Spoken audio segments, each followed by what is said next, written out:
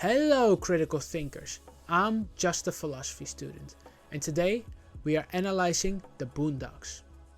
A satirical masterpiece that dismantles stereotypes, challenges societal norms and forces us to confront uncomfortable truths.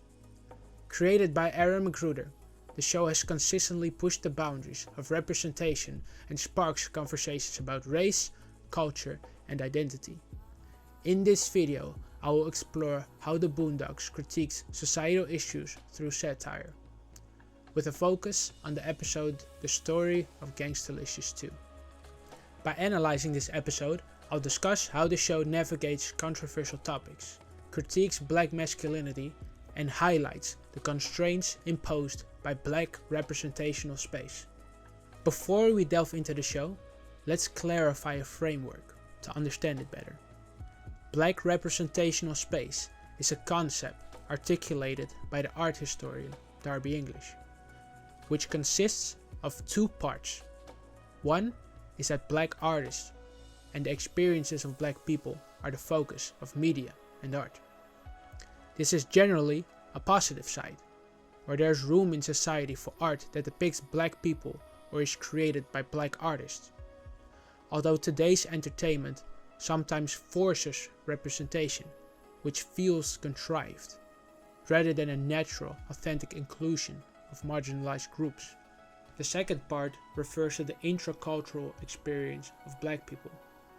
There are certain expectations of how black people are portrayed in media.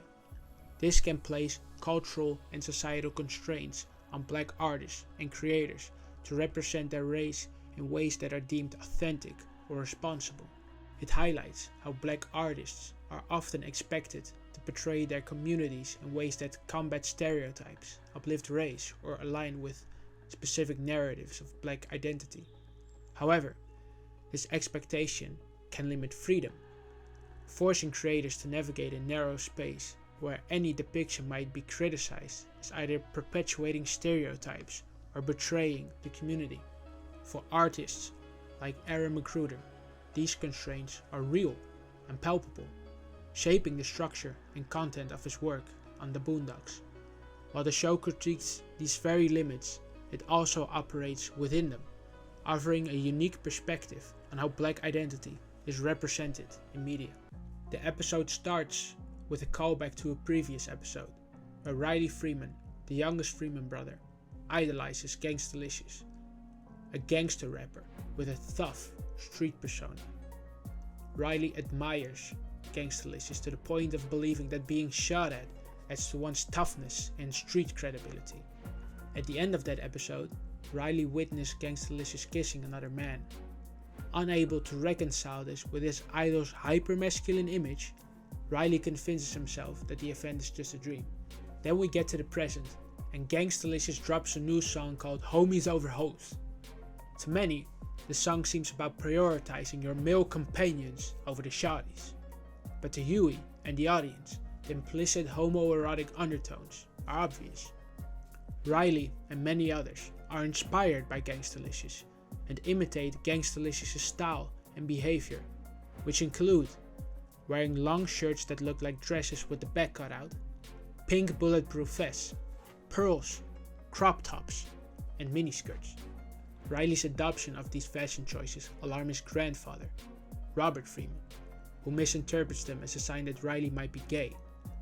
Robert, embodying generational conservatism and entrenched notions of masculinity, tries to correct Riley through various methods by getting Riley to do masculine activities.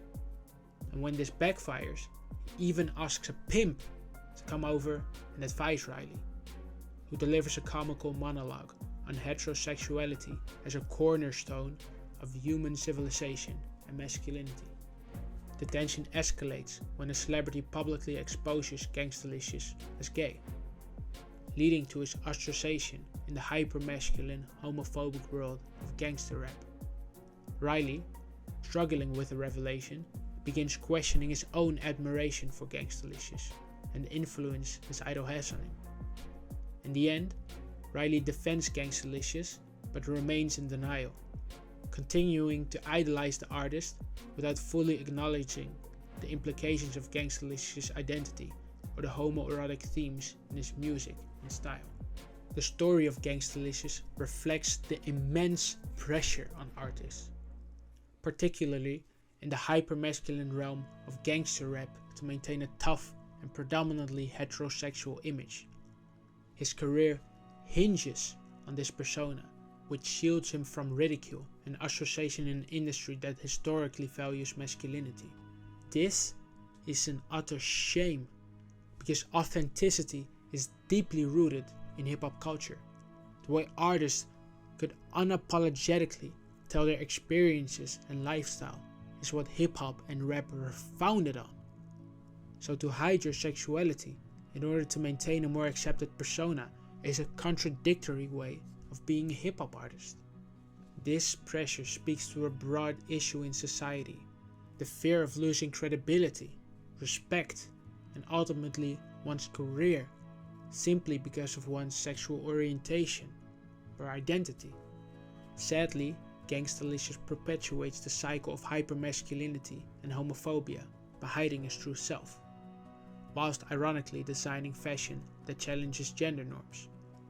This duality highlights the lengths individuals will go to conform, while simultaneously hinting at deeper, unacknowledged truths about the fluidity of identity. The fashion statements that challenge gender norms also show the hypocrisy of these hypermasculine characters. Riley and others proudly wear Gangstalicious' new clothing line, adopting styles traditionally labeled as feminine or gay. These trends are celebrated until Gangstalicious' sexuality is exposed. Once the gay label is attached, the very same clothing and behaviors that were once a mark of loyalty and pride suddenly become disgusting and unacceptable.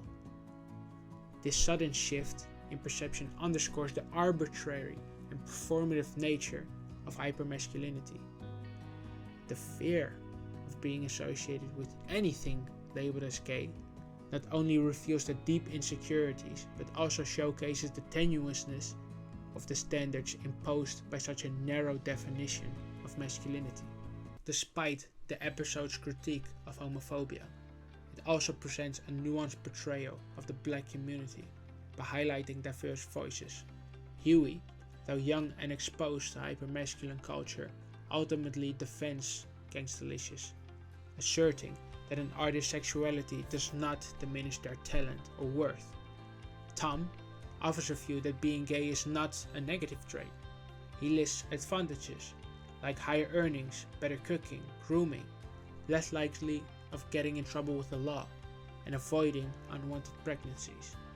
These perspectives challenge the homophobic views presented by other characters and show that not all members of the black community adhere to these biases. This balance of critique and representation makes the Boondocks a masterclass in navigating the constraints of black representational space. By addressing the existence of homophobia while also showcasing its absurdity and hypocrisy, the episode engages with the complexity of black identity without falling into mere stereotypes that paint the entire black community with a broad brush. It acknowledges that these issues exist while highlighting the diverse and evolving perspectives within black culture. Because the Boondocks works with a satirical lens and ridicules certain depictions, it can create powerful social critiques in an entertaining fashion. However, the danger of satire is that its humor can be misinterpreted. For some viewers, the exaggerated stereotypes and comedic scenarios might reinforce prejudices rather than dismantle them. We see this especially in social media and meme culture. We can take homophobic scenes from Riley and other characters and put them into a context where the humor and critique that is supposed to show the absurdity of homophobia is now seen as a tool to demonstrate that being gay is disgusting or unmasculine. I saw how this misinterpretation can happen firsthand. For the longest time, my mom saw South Park, which is also a satirical show with a lot of social and political commentary, as nothing more than a profanity-filled show with cheap toilet humor laced with overt racism. Only after deeper exposure did she come to see that South Park is more than that and shows compelling critique through a satirical lens. Because of situations like this, satire demands viewer responsibility to not look at the show with a surface level humor, but engage with the underlying critique. Since this episode aired, the hip hop industry has seen significant changes. Artists like Lil Nas X, Lil Uzi Vert and others have embraced their identities openly, challenging traditional norms of masculinity and sexuality in hip hop. This progress, however, didn't just happen overnight. It's a result of a long journey, paved by pioneers like Kashan, who faced similar struggles to be accepted by the hip hop community, and amplified by shows like the Boondocks that raised awareness and shifted perceptions. Episodes like the Story of Gangstalicious forced viewers to confront uncomfortable truths and planted seeds for greater acceptance and representation in the industry. Still, challenges persist. Homophobia and rigid gender expectations occasionally surface in parts of the industry, serving as a reminder that the journey toward full acceptance and inclusivity is still ongoing. However, the progress we see today is a testament to the power of art, media, and courageous individuals who dare to challenge the status quo. Thanks so much for tuning into this analysis of the Boondocks. If you enjoyed it, please like and subscribe, and hit the notification bell to stay updated on future videos. I can't wait to share more with you soon. See you next time.